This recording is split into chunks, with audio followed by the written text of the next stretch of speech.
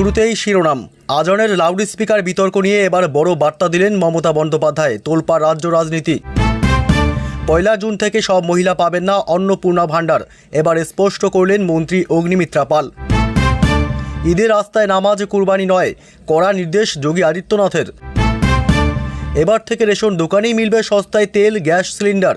Ration ব্যবস্থাকে বদলে দিতে মুখ্যমন্ত্রীর কাছে বড় প্রস্তাব ডিলারদের। বিজেপির বিরুদ্ধে লড়াইয়ে এবার কি সিপিআইএম তৃণমূল জোট? তোলপাড় রাজ্য রাজনীতি। সরকার তো আর রাখবে না, হোল্ডিং সেন্টারে চালু হতেই বাক্স প্যাটটা নিয়ে হাকিমপুর সীমান্তে লম্বা লাইন। বাংলাদেশি নথি না থাকলেও আবেদন করা যাবে সিএএতে, বড় দাবি কেন্দ্রীয় মন্ত্রীর। ফের 100 দিনের কাজে ফিরছে নবান্ন, তবে 2 জেলার নাম বাদ থাকছে, বড় ঘোষণা শুভেন্দুর। স্কুলের ইউনিফর্মেও দুর্নীতি, গুণগত মান না দেখেই অর্থ বরাদ্দ, রিপোর্ট তলব মুখ্যমন্ত্রীর। মুখ্যমন্ত্রী শুভেন্দুর কড়া নির্দেশের পরেও মিলছে না বেড, কলকাতা মেডিকেলের সুপারকে বদলি করল নবান্ন। 10 বছরের বালিকার নৃশংস খুনে উত্তাল তামিলনাড়ু, হাসি মুখে প্রেস কনফারেন্স করে তীব্র ক্ষোভের মুখে পুলিশ কর্তারা। লক্ষ্মীর ভাণ্ডারের আওতায় তৃণমূল নেতা, ব্যাপক শোরগোল পশ্চিম মেদিনীপুরে। এক্স অ্যাকাউন্ট ব্যান, সরকারের বিরুদ্ধে এবার দিল্লি হাইকোর্টে ককরোচ জনতা পার্টি। এবার বিস্তারিত। মুখ্যমন্ত্রীর কড়া নির্দেশের পরেও মিলছে না বেড, কলকাতা মেডিকেলের সুপারকে বদলি করল নবান্ন। রাজ্যের সরকারি হাসপাতালগুলির পরিকাঠামো উন্নয়ন এবং রোগী পরিষেবা সুনিশ্চিত করতে কড়া পদক্ষেপ করল এবার নবান্ন।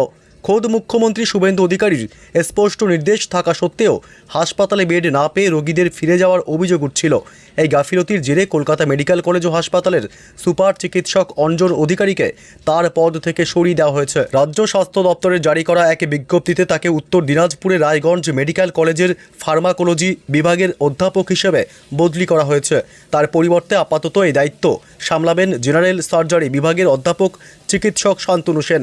25 মে থেকেই এই নির্দেশ কার্যকর করা হয়েছে। প্রশাসন সূত্রে খবর, বিগত সরকারের আমলে রাজ্যের সরকারি হাসপাতালগুলিতে বেড পাওয়া নিয়ে ব্যাপক দালাল রাজের অভিযোগ উঠেছিল। বেড ফাঁকা থাকা সত্ত্বেও টাকার বিনিময়ে রোগী ভর্তি করানোর মতো অনৈতিক চক্র সক্রিয় ছিল বলে অভিযোগ। নতুন মুখ্যমন্ত্রী দায়িত্ব নেওয়ার পর এই দালাল রাজ পুরোপুরি উপড়ে ফেলতে মরিয়া রাজ্য স্বাস্থ্য দপ্তর। কলকাতা মেডিকেলের সুপারের এই আকস্মিক বদলি মূলত সেই কড়া বার্তারই অংশ, যেখানে স্পষ্ট করে দেওয়া হয়েছে যে রোগী পরিষেবায় কোনো ধরনের খামতি বা অনিয়ম বরদাস্ত করা হবে না। কলকাতার প্রধান 5টি সরকারি হাসপাতালকে সম্পূর্ণ ঢেলে সাজানোর পরিকল্পনা নিয়েছে রাজ্য সরকার। শুধু চিকিৎসা পরিষেবাই নয়, হাসপাতালগুলির নিরাপত্তা ব্যবস্থা ঢেলে সাজাতে করা পুলিশি নজরদারির ব্যবস্থা করা হচ্ছে। সামান্য অশান্তিতে সরকারি সম্পত্তি নষ্টের ঘটনা রুখতে কঠোর আইন আনা হচ্ছে, যেখানে দোষীদের মোটা টাকা জরিমানা এবং জেলের বিধান থাকবে। এখন থেকে হাসপাতালগুলিতে দর্শনার্থীদের প্রবেশ কঠোরভাবে নিয়ন্ত্রণ করা হবে।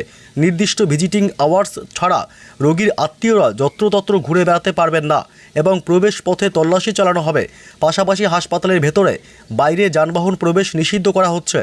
আগামী 1 মাসের মধ্যে হাসপাতালের সমস্ত বেসরকারি নিরাপত্তারক্ষী, অ্যাম্বুলেন্স চালক এবং অন্যান্য কর্মীদের একটি বিস্তারিত তথ্য ভাণ্ডার বা ডেটাবেস তৈরি করার নির্দেশ দেওয়া হয়েছে, যাতে বহিরাগতদের গতিবিধির ওপর কড়া নজর রাখা সম্ভব হয়। পরবর্তী খবর, সরকার তো আর রাখবে না, হোল্ডিং সেন্টার চালু হতেই বাক্স প্যাটরা নিয়ে হাকিমপুর সীমান্তে লম্বা লাইন। বাংলাদেশিদের অবৈধভাবে বাংলাদেশ থেকে ভারতে প্রবেশ করছেন, তাদের দেশে ফেরার হিড়িক চোখে পড়ছিল মাস কয়েক আগে।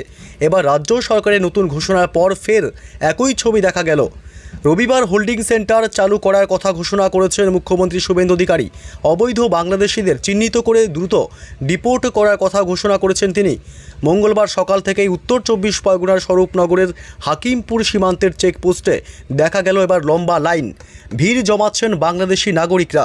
অবৈধভাবে যারা ভারতে বসবাস করতেন, তারা দালালদের ধরে এদেশে প্রবেশ করেছিলেন, তারাই এবার বাংলাদেশে ফিরে যাওয়ার তোড়জোড় শুরু করেছেন। এদেশে যে তারা বৈধভাবে বসবাস করতেন না, সে কথা স্বীকার করে নিচ্ছেন লাইনে দাঁড়ানো লোকজনই। এক ব্যক্তিকে প্রশ্ন করা হলে তিনি বলেন, সরকার আর রাখবে না,